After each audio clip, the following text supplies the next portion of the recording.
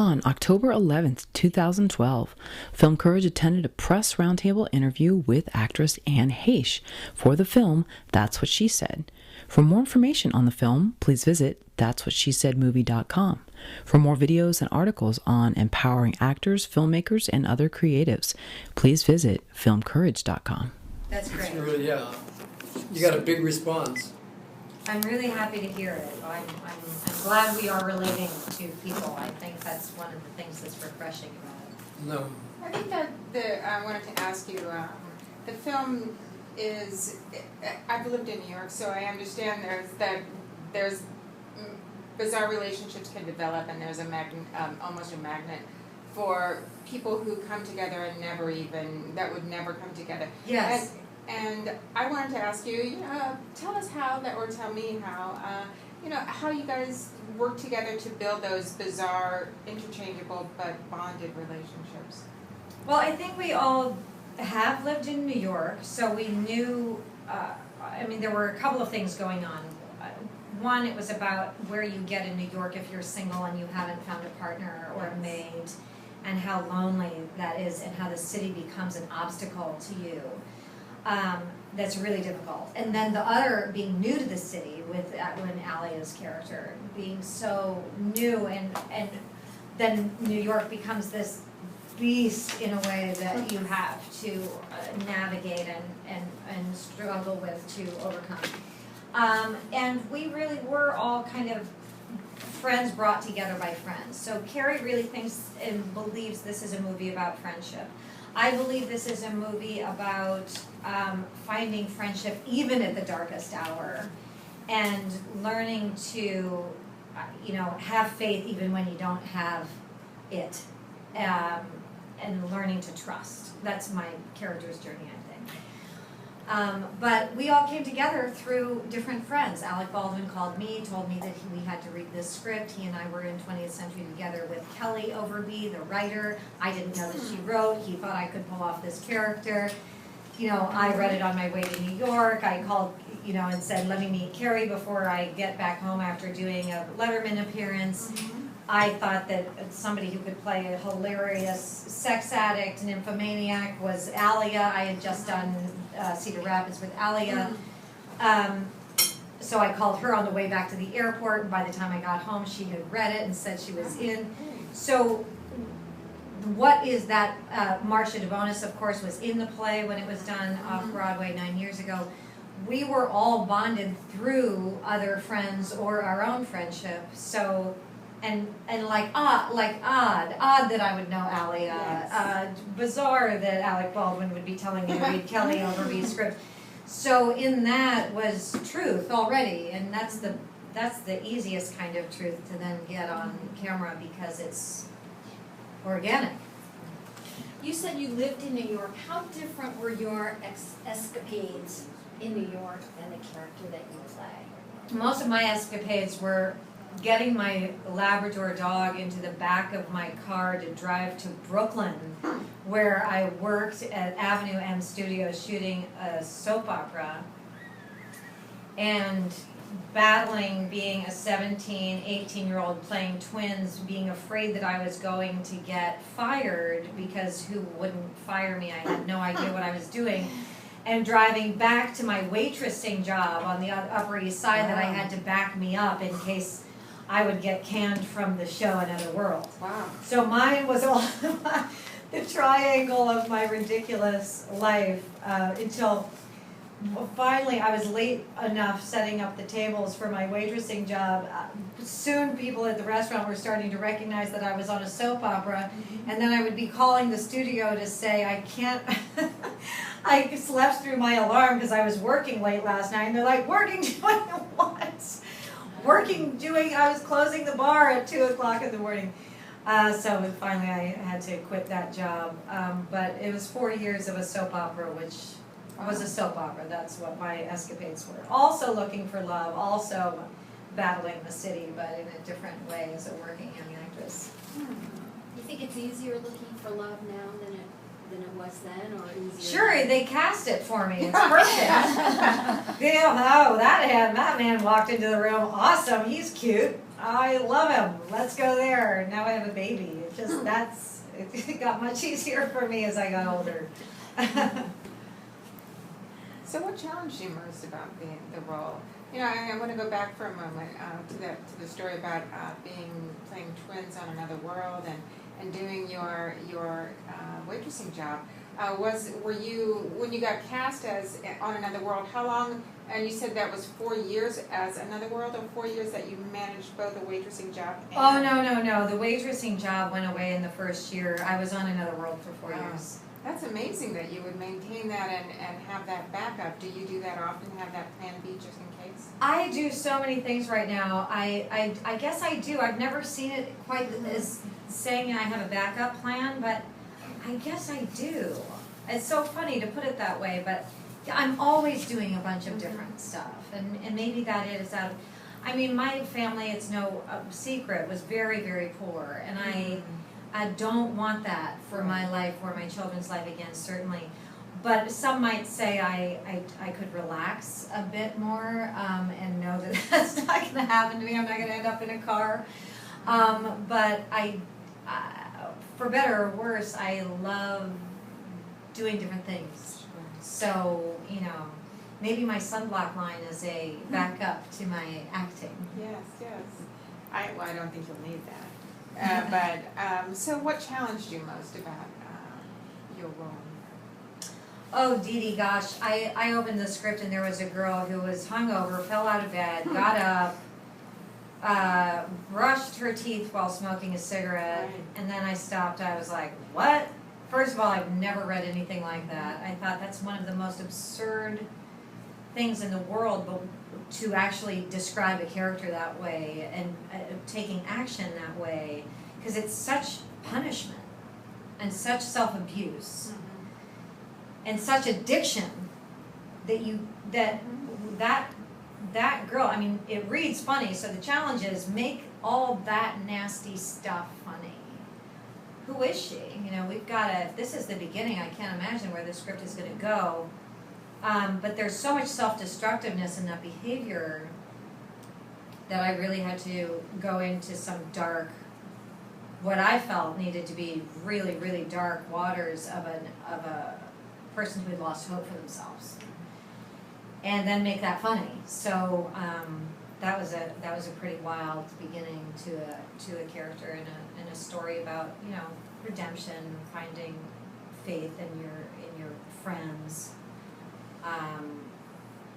Being true to yourself when you haven't been, and you've been stuffing it for how many years? Dee Dee probably hasn't told the truth about herself. Really tough stuff, and I also thought it could be hilariously funny if I never faltered from that self-abuse. And I hadn't seen the play, so I thought that you developed that character from yourself. I didn't know that character was written into the script to begin with. Oh, I didn't see the play either. So I didn't know, I mean, when I did 20th Century, I didn't see Carol Lombard do it either. It's not like I wasn't interested. I wouldn't know, I'm not comfortable. I think I'm so impressionable when I'm open and being creative that I tend to not have anything come in that might, because I'll just drink it in and become it. So I wouldn't have wanted to be influenced by that. But Dee Dee, I mean, it's funny. What did Alec Baldwin say? You know, you can pull this off. Well, what does that mean? Screw you, buddy. Why can I pull off a drunk addict who is self-loathing? Thanks a lot. He could have called me and asked me to be his next romantic lead. No.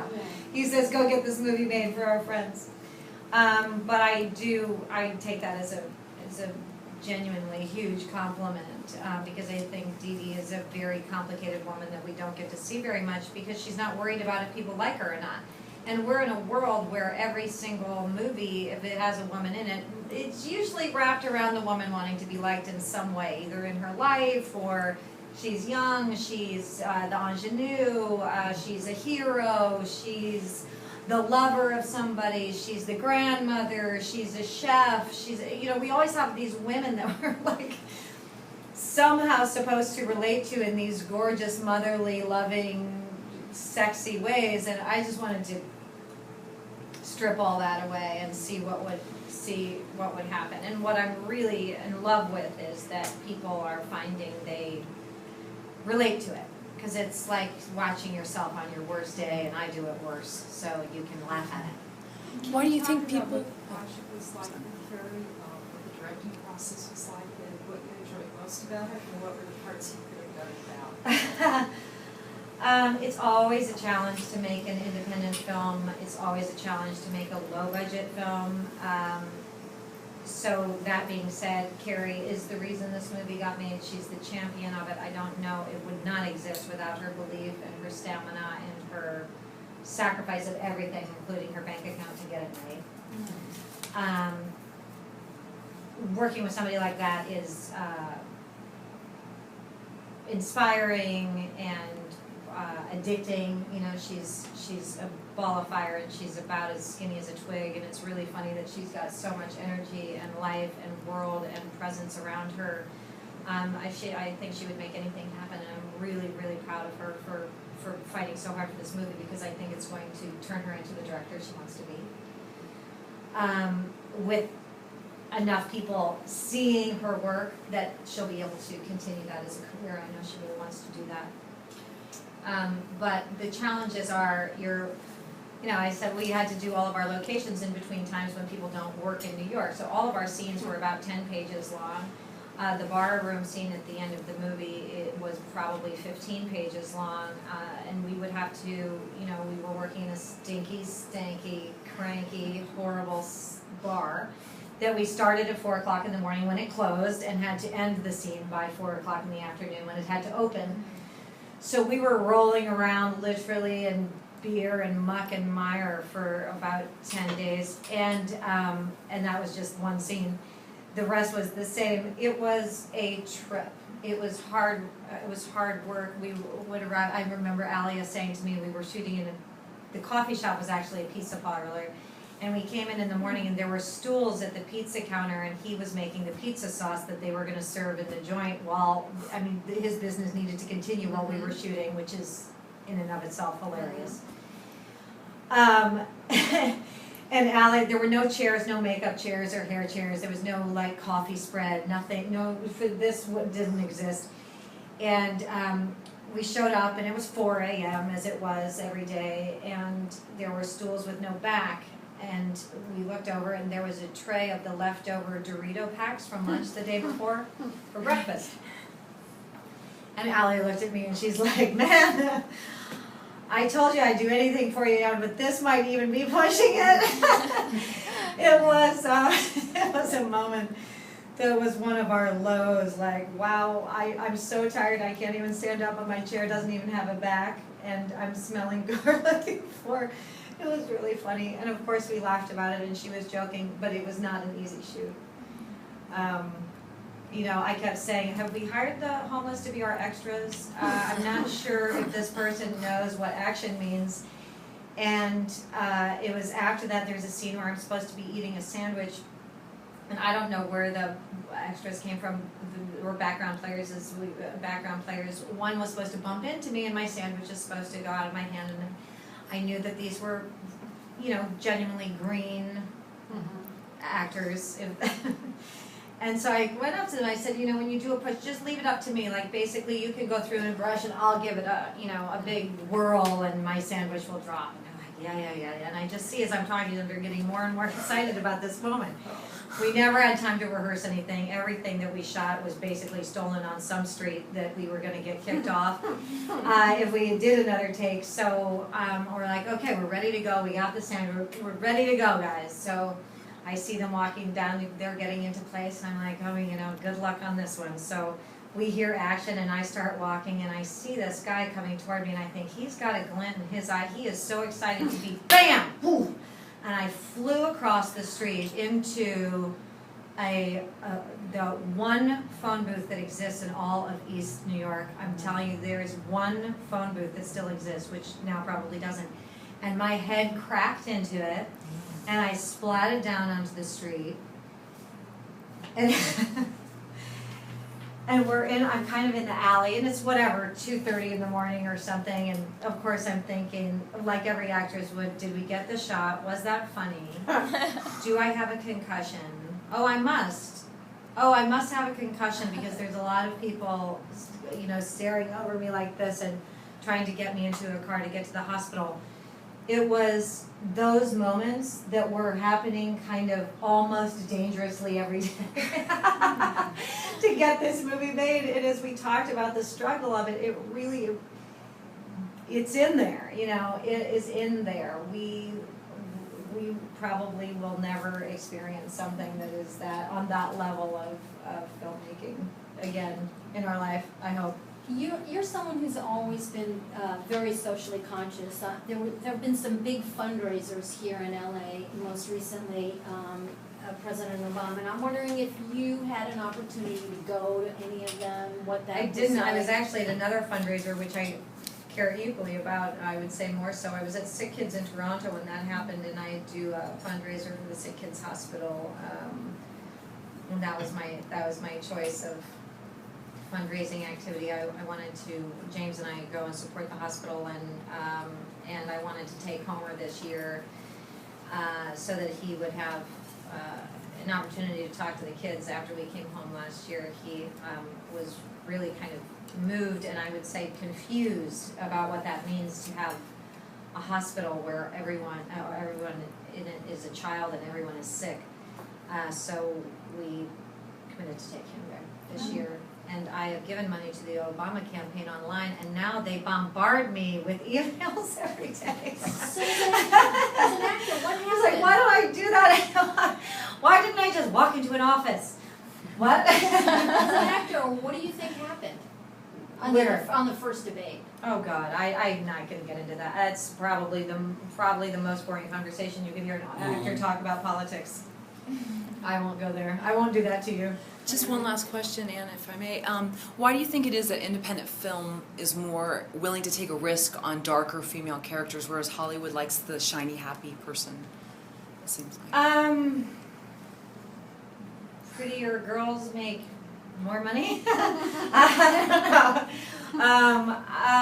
I think what you try to do, independent film is taking risks on all areas. It's not just about women or complicated women. I mean, the broader your audience, the more people you have to appeal to, so I think it takes an introspective person to want to go into the theater and see the dark side of themselves. If it's represented there, we look for a reflection in those people. So if somebody's willing to take a risk and walk through the door and go, wow, man, some days like that, I look like that, and some days I get hungover too, and some days are rough.